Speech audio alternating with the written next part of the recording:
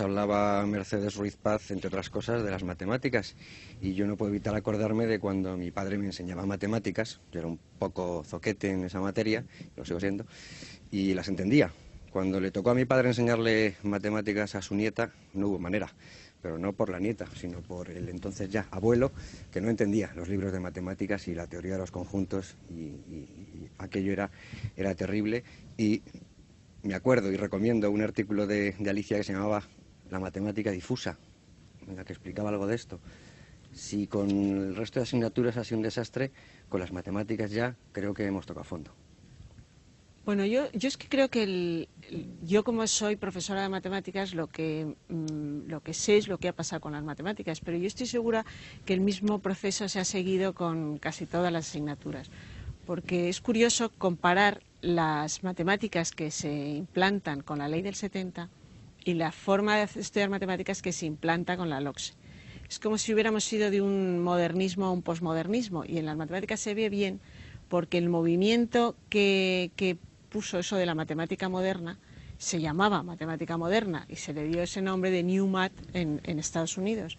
Y el movimiento que se ha puesto de moda con la matemática del LOCSE se llama The New Math en Estados Unidos, lo han llamado así, es decir, la matemática posmoderna. ¿Y qué es una cosa y qué es la otra? Pues la matemática moderna era toda esa teoría de conjuntos que tenía una explicación. Eso se pone en las universidades a partir de los años 50, se establece en la universidad como plan de estudios lo que se llamó matemáticas modernas, que era una cosa seria y bien elaborada, pero para una matemática superior. Y entonces se decide que se adelantaría mucho si los niños y luego ya los estudiantes, cuando llegan a la universidad, ya supieran algo de toda esa matemática moderna. Y entonces se decide que los planes de estudio, tanto de secundaria como de primaria, deben ir, los programas de matemáticas, debe estudiarse esa matemática moderna.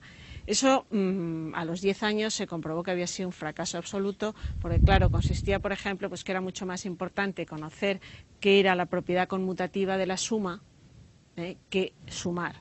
Entonces los niños, había ese libro que se llama ¿Por qué Juanito no ha aprendido a sumar? Pues porque los maestros inspirados por matemáticos por pedagogos y por psicólogos, decían que era mucho más importante que el niño entendiera bien que A más B es lo mismo que B más A, y que hasta que no lo entendiera bien, pues que para qué iba a sumar. Entonces, claro, eso hace que, como el niño no lo entiende bien, porque es una cosa demasiado abstracta, pues no aprenda a sumar. Eso era un poco simplificando la teoría. Bueno, eso era cuando todavía no había calculadora.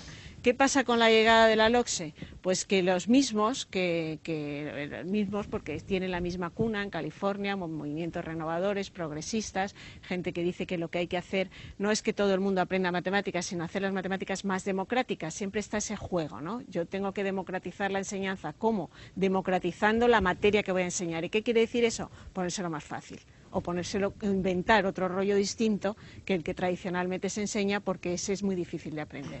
Entonces, ¿qué es esa matemática difusa? Pues es muy difícil de definir, lo mismo que es muy difícil de definir lo que es un movimiento posmoderno, pero en esencia, pues ya que hay calculadoras, ¿para qué se va a enseñar a sumar y a restar? Y a las tablas, pues es una bobada perder el tiempo, que lo hagan. Por ejemplo, yo he visto parte de esa matemática posmoderna en los nuevos currículos de matemáticas de la nueva ley. Las tablas de multiplicar en el primer ciclo, o sea, los niños de 6-7 años, que es cuando se aprenden las tablas de multiplicar, ahí aparecía construir las tablas de multiplicar, y solo 2 años después aparecía aprenderse las tablas de multiplicar. 2 años después. Sí. O sea, como objetivo, claro, es algo que nosotros, cuando lo hemos visto en la Comunidad de Madrid y en otras comunidades en las que gobierna el PP, donde se han hecho unos currículos parecidos, pues hemos metido la pluma y hemos dicho aprenderse las tablas de multiplicar en el primer ciclo. Pero está todo lleno de cosas de esas muy difíciles, y desde luego un profano no las pilla. O sea, se hacen problemas, pero bueno, son problemas que siempre tienen una redacción pues muy politizada. Por ejemplo, pues se habla del medio ambiente. Son problemas donde se le da mucha... Los cuadernos de escritura famosos de caligrafía. Sí, o sea, en realidad las cuentas, y eso es lo que menos importa. Ese es un poco el mensaje. Toda la idea que está detrás de esta concepción de la enseñanza es que la enseñanza no tiene sentido, sino la educación. Y lo que hay es una pérdida absoluta de fe en la idea de que son los conocimientos los que nos educan y los que por tanto nos hacen mejores. La idea vendría a ser la siguiente. los conocimientos son discriminatorios porque aquellos que provienen de clases sociales no privilegiadas presentan una desigualdad de partida con respecto a los que vienen de clases sociales que se educan entre libros, etcétera, etcétera. ¿Qué debemos hacer? La idea que creíamos al principio de los 80 es elevemos a los que vienen de abajo hasta la excelencia del conocimiento. Esa es la verdadera democratización de la enseñanza. Eso pensábamos, que el proyecto ilustrado era justamente elevar a quienes venían con esas carencias hasta el máximo nivel.